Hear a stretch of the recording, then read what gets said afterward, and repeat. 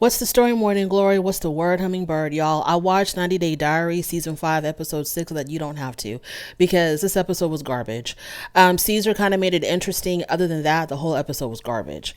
Let's start off talking about Caesar. Let's start off with the more interesting stuff first. So, do y'all remember Caesar? I don't remember what season he was on of 90 Day Fiance. I don't know if it was 90 Day Fiance or 90 Day Fiance before the 90 days. I don't remember which one. But Caesar is a 51-year-old man living in North Carolina. He was the one that worked in a nail salon. He was a nail technician, and he had met a girl. I don't remember if it was Russia or Ukraine, but he met a girl named Maria. They had never met in person. They were just strictly, communicating through whatever, the phone. I think they were using because I don't think she knew English. So I think they were using some type of a translation app. I think they were communicating through that. I don't quite remember. But the bottom line is he never met this girl. Every time he had tried to make arrangements to meet her, she would ghost him. She wouldn't show up. I think they tried to meet in Mexico at one point on the show. She never showed up. I think, no, they were communicating by phone. And, he ended up sending this girl over a period of time. He ended up sending this girl $40,000 and he had nothing to show for it. The girl refused to show up at whatever countries he wanted to meet her at. I don't know why he never went to Russia. I don't know if he went to Russia and she still stood him. I don't know what the situation was. I don't quite remember, but I know one thing's for sure. The girl never wanted to meet him. So the relationship ended when the money dried up because he ended up being, I think, almost broke. I think he was even borrowing money from his boss at the nail salon. I remember that very well. I remember him borrowing money from his boss at the nail salon. And so when the money dried up, Maria had no more time for him. She had no more time to give. And so that was the end of that relationship. And then later on, he met a girl from the Ukraine named Alana. I don't remember how this played out, but he met this girl named Alana. He tells us that they did meet in person because they did show a picture of Caesar and Alana together. And when it came time for, I guess, for them to start the process of her applying for her visas to come to America or whatever, the war in the Ukraine broke out and she decided not to leave the Ukraine. She wanted to stay in her home country. So that relationship ended. So Caesar now is single, but I think he is still looking, but he's currently single. And when we see Caesar in this week's episode, he is taking a home fertility test. He doesn't have a partner right now, but at some point he does want to have children. So he wants to make sure that he has what it takes to conceive a child. So he takes the home fertility test and time goes by. I don't know how much time went by. They send him the results. And when he's looking at the results on his phone, it says, Caesar, no sperm was detected. Oh, I don't mean to laugh. It said, Caesar, no sperm was detected. So he's basically infertile. And so he's really crushed by this news. I'm thinking to myself, damn, Caesar, you got a dry wallet. You got dry balls. Your life is just really dismal right now. Extremely dismal. Caesar is just a really sad, lonely case. And it breaks my heart. And so I hope that this season on 90 Day Diaries, I hope that he finds, some type of companionship because his story is probably one of the saddest stories on 90 Day franchise. So he makes a doctor's appointment and the doctor runs all these tests on him and, the doctor gives him like a physical examination. It tells him that when you thought that the news couldn't get any worse for Caesar, the doctor tells him that when he got circumcised, it was like a partial circumcision or something. I don't know if when he got circumcised, if there was they made a mistake or what happened, but the doctor says something like it wasn't like a complete circumcision. And the doctor said that one of his testicles was smaller than the other. Then the doctor asked him if he was taking testosterone, and he said that he was. And the doctor said that, well, because of your testosterone, this is probably causing your sterility, your infertility or sterility. Because testosterone, it does something to the chemicals where your body, I don't know what he said, but the testosterone is causing him to have absolutely zero sperm. So the doctor says, you might want to consider getting off the testosterone if you want to, whenever you are ready to have a child, you might need to get off the testosterone. And it's probably going to take like 6 months for it to get completely out of your system. So Caesar doesn't like that because he likes taking the testosterone. He says it makes him feel better. It makes him feel, I guess, more virile or viral. So he doesn't really want to stop doing that. But it doesn't even matter because Caesar, you don't even have anybody in your life right now. So I don't even know why he's stressing himself out with all of these fertility tests and, going through all of this, sperm analysis when you're not even anywhere near in the realm, in the stratosphere of having a child right now. So that's our boy Caesar. Moving on from Caesar, we have Brandon and Julia. So Julia talks about how broke they are. Brandon just makes enough to cover the bills and nothing more than that. So they need money. They need the extra money. They need another income. So she really wants to go back to go-go dancing. And Brandon does not want her to do that because he just doesn't want to go through this thing of having to tell people that his wife is a dancer at a strip club or a go-go club or whatever. He doesn't see it as being really respectable. So for whatever reason, Julia, and I know it's all for the show, I'm pretty sure that this is not her only option, but she makes it seem like this is her only option. This is her only way of making money, that there's absolutely nothing else for her to do other than to be a go-go dancer. So she really wants to get back into dancing. And so she books an interview / audition at a particular club. So she shows up for her interview / audition, and, the manager of the club or whoever this person was asks her to get on stage and to do a dance. And so she gets on stage and, she did well.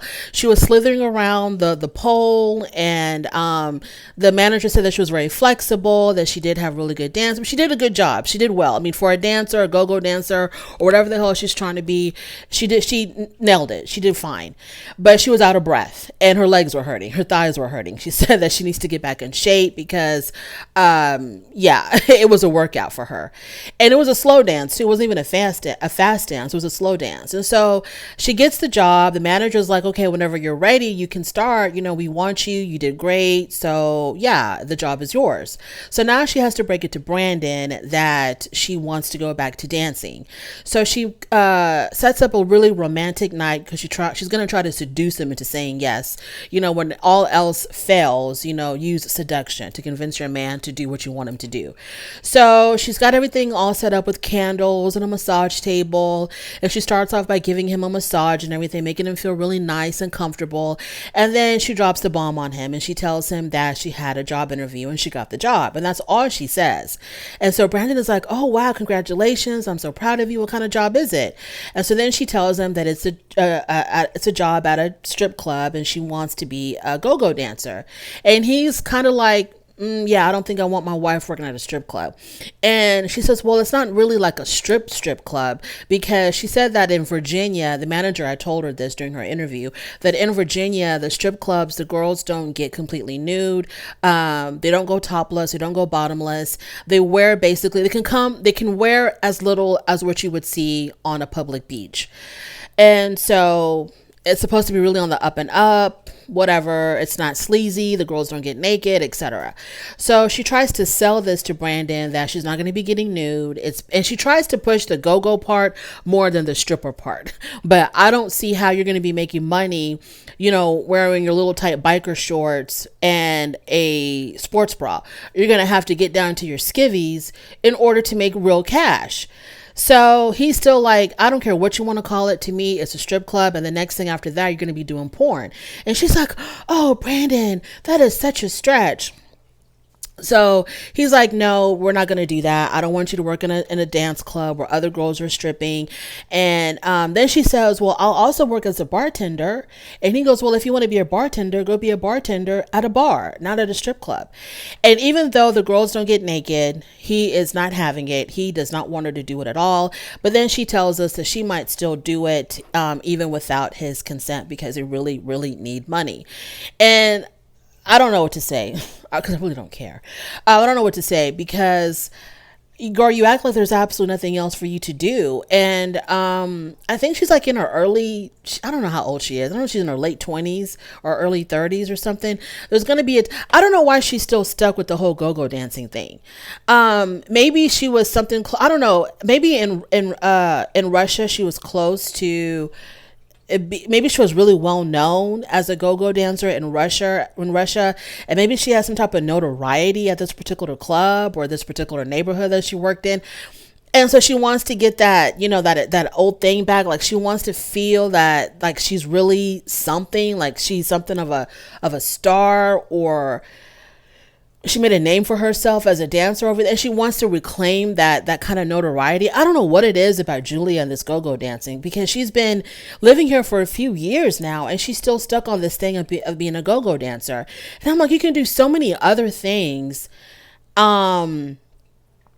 I don't know why these people just don't take advantage of being social media influencers and getting brand deals. And I just don't understand why they're so, if you like the attention and you want people to look at you all the time and you want to make money off of your looks, why don't you try to be a social media influencer and get these really big brand deals? Because it seems like that's what all the young people are doing right now. I don't understand why she's so stuck on, I have to be a go-go dancer. And the manager told her that on a good night, on the weekend, the girls can make between $300 to $1,000 a day. On the weekend. So at the most, maybe about $1,000 a week. And I'm pretty sure to get the big bucks, you have to do more than go-go dancing and what you would normally wear if you were going to go work out. Okay. You're going to have to get down to your bras and panties or like a string bikini or something where you're covered up still, but barely.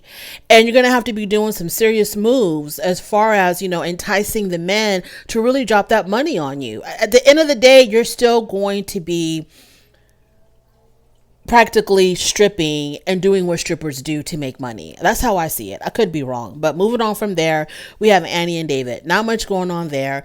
Annie and David are back in the United States because they live between the United States and Thailand. So now they're back in the US and it's time for Annie to take her citizenship test for her green card, I think, or not her green card, for her citizenship, I think, right? So it's time for her to take her it's for her to become a citizen. So she takes her test and she passes it. And so they have a party to celebrate. Their friends threw them a party to celebrate. And at the party, David proposed to her and gave her a ring and wants to marry her again. But this time he wants to get married in Thailand because they never had a traditional Thai wedding, which I thought they did, but I guess not. So they're going to be getting married, or they want to get married in Thailand. And of course she said yes. And so congratulations to Annie for passing her citizenship test, and good luck to them on their second wedding. Moving on to Stephen and Olga. Do y'all remember Stephen and Olga? That was a long time ago, I feel like, Stephen and Olga. But Stephen and Olga, I remember in their story and from the recap that they gave us, Olga was living in Russia at the time, and they met in Russia, I think they met in Russia, and it was like a whirlwind romance. When he came back to the United States, they found out that Olga was pregnant. And I remember on the show, she was about to have the baby and Stephen was going back to Russia to be there for the birth of the child. And they were living together in Russia for a short time. And so after they had the baby, she ended up getting her visa. They came to America. I think they got married. And they were married for a while, and then they were having issues, and so they got separated. And when they were separated, they found out that Olga was pregnant again. So because of her being pregnant again, they decided to reconcile, and then they had their second child, and they've been together ever since. They live in New York City with their 2 kids. So their whole storyline is centered around Stephen wanting to know who his real father is. So the man that he thought was his father, coming to find out, a relative had told him that that man might not be his real dad. He had a really close relationship with this man. This man was everything to him. He loved him like a father. And so it was sort of shocking for him to find out that this guy might not be his real dad. Unfortunately, the man has passed away. So in order for him to get to the bottom of this and to find out exactly what's going on, I guess the relatives in his family either don't know or don't want to talk about it, but he has to take a DNA test. He decides to take a DNA test to see if maybe someone on the father's side of the family has also submitted their DNA, and then, he can see if he matches anybody from his father's side. I think that's what the whole plan was.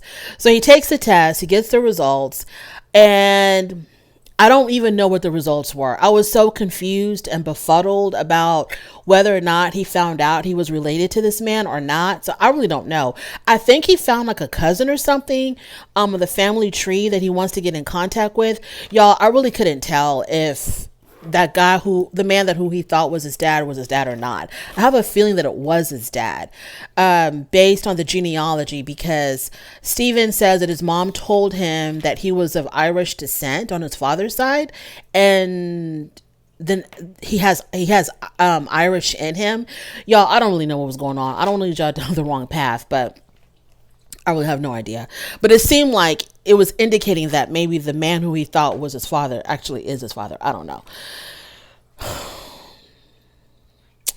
Yeah, the show it's ooh, man. And then it just got worse from there. Then we have Debbie and Tony. Debbie being Colt's mom from 90 Day Fiance, Colt and Larissa. I didn't like Debbie then. I don't think I'm gonna like her now. I didn't like Debbie then because she was really annoying, and the way that she coddled her son, and the way that she was like really hateful towards Larissa. I really didn't care for Debbie. I mean, Larissa was a lot. I'm not saying that Larissa was an angel, but y'all, I didn't like any of them, really, to tell you the truth. I didn't like Colt, Larissa, or Debbie. So to have to watch Debbie on 90 Day Diaries, it's torturous for me. And the reason why it's torturous for me now to look at Debbie is because Debbie is so boring. Debbie is so boring. I'd rather watch paint dry. I remember when TLC used to have, like, way back in the day, years and years ago, before it became like this hub for reality TV, TLC used to have some really dope documentaries and educational programming. I would do anything for TLC to go back to their old original programming instead of the drivel that they give us in reality TV. Now, don't get me wrong. I'm watching 90 Day Fiance. I'm watching all of the franchises. And for the most part, it's pretty decent. But then when I come across a person like Debbie and the fact that they're putting this woman on my television set, I really get upset. I get really upset because it's a waste of my time. Maybe her segment will get better as the season progresses. But y'all, to watch her and anyways, let's just get into it. So Debbie, she lives in Canada with some guy named Tony. I didn't watch any day the previous season, so I don't know who the hell Tony is. Evidently, her whole thing is centered around the fact that she's old and still looking for love, and now she found love and they're still having sex, and that's just not interesting to me at all whatsoever. Nobody can do it the way Blanche did it on the Golden Girls. So anywho, they live in Canada. They've been living together for a year. And when their segment starts, Tony's having a conversation with Debbie, and he's telling Debbie something like, well, we've been together for a year now. We've been cohabitating for a year now, and it's been going okay. And she felt like he was about to like break up with her or something, the way he was talking. And she was like, okay, where is this leading to? And it led to nothing. It led nowhere. He was just making an observation, I guess. I have no idea. Then Debbie talks about how her coming to live with him, she was intruding into his life. She was disrupting his life. He had to accommodate himself around her. And once again, that was the end of the conversation. It really didn't lead to any particular point. I don't know what they were trying to do. Like, are y'all trying to break up or trying to move on to the next level and get married? Like, what's going on? After that, they went to go look for a kitten at a shelter, and that's where their segment ended. Thank you so much for joining me, y'all. I really do appreciate it. On your way out, please don't forget to rate the video. If you like this content, subscribe to my channel. I'm gonna go take a nap. I'm tired. I'm going to go to sleep because that's how boring this episode was. And I will definitely talk to you later. Bye.